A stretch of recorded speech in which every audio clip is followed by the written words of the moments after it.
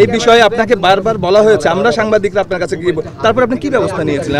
আমরা খুবই লজ্জিত এবং দুঃখিত। ওনার ওয়াইফও কিন্তু স্বীকার করেছেন যে সিস্টেম অ্যানালিস্টের কাছ থেকে সে টাকা গ্রহণ করেছে। সার্টিফিকেট চুরি করার নির্দিষ্ট ওয়েব পেজ সাইটে পাসওয়ার্ড ব্যবহার করে আপলোড করা নানা রকম অনিয়মটা সংঘটিত হয়েছে দিনের পর দিন, মাসের পর মাস। কারিগরি শিক্ষা বোর্ডের হাজারো হাজারো সার্টিফিকেট, মার্কশিট টাকার বিনিময়ে অবৈধভাবে বিক্রি করে সেগুলি আবার অনলাইনে ভেরিফাইড করে আপলোড করে দেওয়ার মতো জঘন্য কেলেঙ্কারি ঘটনা কিন্তু ঘটেছে এবং ইতিপূর্বে কখনো এগুলি ঘটে নাই।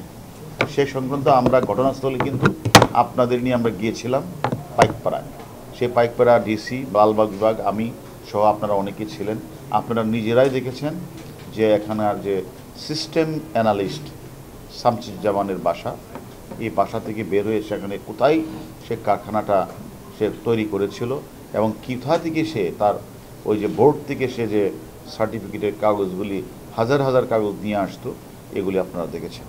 আমরা এর সাথে জড়িত আমরা 6 জনকে আমরা ইতিমধ্যে গ্রেপ্তার করেছি। 6 জনের মধ্যে 5 জন ইতিমধ্যে আদালতে 164 করেছে, নিজেরা দোষ স্বীকার করে অন্যরা কারা কারা তাদের কথা স্বীকার করেছে। এবং সেখানে সেই সংক্রান্ত বিষয়ে আপনারা সেটাও জানেন, আমরা চেয়ারম্যান সদ্য যে মানে কারিগরি শিক্ষা বোর্ড থেকে যে সদ্য যে মানে ওএসডি হয়েছেন, ওনার ওয়াইফকেও আমরা গ্রেপ্তার করেছি এবং ওনার ওয়াইফও কিন্তু স্বীকার করেছেন যে সিস্টেম অ্যানালিস্টের কাছ থেকে সে টাকা গ্রহণ করেছে। সিস্টেম অ্যানালিস্ট শামসুজ্জামান যে অবৈধ সার্টিফিকেট দিয়েছে সেই সম্পর্কে জানতে চেয়েছিল। আচ্ছা, কি কি জিজ্ঞেস করেছে আপনাকে বলেন?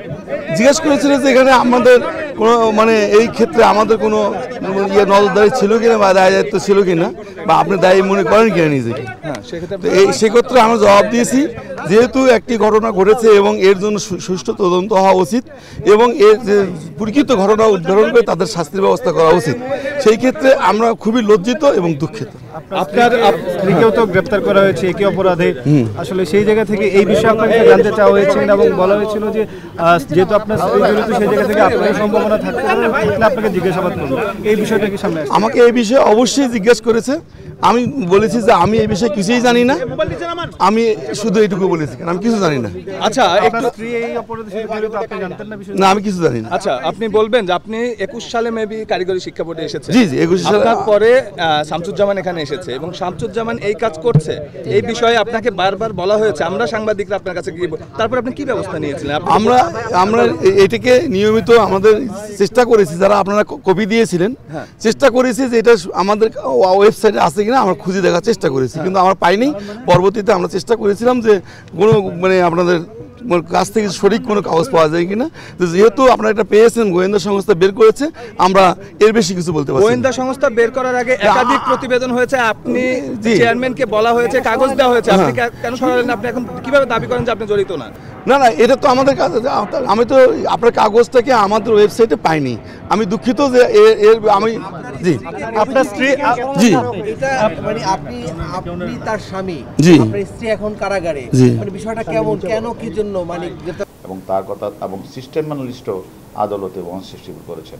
তার তদন্তের ধারাবাহিকতায় কিন্তু আজকে আমরা কারিগরি শিক্ষা বোর্ডের চেয়ারম্যান এবং আমরা পরীক্ষা নিয়ন্ত্রককে আমরা জিজ্ঞাসাবাদের জন্য ডিবি অফিসে নিয়ে এসেছি এবং আনার পরে আমরা তাদের কাছে যে বিষয়টা জানতে চেয়েছি যে সার্টিফিকেট চুরি করার নির্দিষ্ট ওয়েব পেজ সাইটে পাসওয়ার্ড ব্যবহার করে আপলোড করা নানা রকম অনিয়মটা সংঘটিত হয়েছে দিনের পর দিন, মাসের পর মাস। এবং উনি একজন চেয়ারম্যান, তাই না? উনি এই প্রতিষ্ঠানে নির্দেশনা দেন, লিডারশিপ দেন। সেই প্রতিষ্ঠানে থেকে কাগজ নিয়ে যাচ্ছেন, সিসিটিভি আছে, তারা দেখছেন। আবার ওনার পরীক্ষা নিয়ন্ত্রক মাসের পর মাস ওই যে পরীক্ষা যে সার্টিফিকেটগুলিতে সিগনেচার করে যাচ্ছেন, তার সাথে ওই যে কলেজের বা বিশ্ববিদ্যালয়ের যে সকল পরীক্ষার সাথে মিলিয়ে দেখা, সাইন করার সময় মিলিয়ে দেখবে যে ওই স্কুল থেকে কয়জন পাস করেছে আর আমি কয়টা সার্টিফিকেট ইস্যু করলাম, উনি এটাও দেখলেন না। তারপরে উনি এবং তার সাথে এবং এটা আমরা তাদেরকে প্রশ্নটা করেছি যে সচিব, এখানে নিয়ন্ত্রক সাহেব, চেয়ারম্যান সাহেব বা সচিব সাহেবের সাথে তারা যে এই যে ঘটনাগুলি ঘটেছে, এটা কি তাদের মানে অবহেলা, এটা কি তাদের উদাসীনতা, অথবা তাদেরকে আমরা জিজ্ঞাসাবাদ করেছি এটা কি কারো দ্বারা বায়াস হয়ে আপনারা এগুলি করেছেন? সেখানে তার ওয়াইফ যে টাকাটা গ্রহণ করেছেন সেটা উনি জানেন কি না, পারিপার্শ্বিক সাক্ষ্যটা আমাদের নিতে হবে। দ্বিতীয়ত হচ্ছে উনি যে এখান থেকে যে এই যে একটা অনিয়ম হয়েছে, এটা কি অবহেলা, অবজ্ঞা কিনা, উনি কি ইচ্ছাকৃত ভুল করেছেন না অনিচ্ছাকৃত? দ্বিতীয় কথা হলো আমাদের আরও কিছু বিষয় জানতে হবে যে এখানে যে আমরা যে সার্টিফিকেটগুলি এগুলি কোথায় কোথায় বিক্রি হয়েছে। এখন তাকে যদি আমরা আজকে যদি আমরা যদি আইনগত ব্যবস্থা গ্রহণ করি, আমাদের কাছে তো আরও অনেকগুলি প্রশ্ন রয়েছে, যে প্রশ্নগুলি ঢাকা কি বলে মানে বুয়েটের একদল প্রতিনিধি দল আসবে, তারা এটা ভেরিফাই করতে আসবে, তাদের সাথে আমাদেরও টিম থাকবে। সেগুলি কতগুলি সার্টিফিকেট তারা ইস্যু করেছেন, কতগুলি সার্টিফিকেট তারা বিক্রি করেছেন, কতগুলি সার্টিফিকেট মানে আমাদের আপলোড করেছেন, এগুলি তারা বের করতে পারে কি না।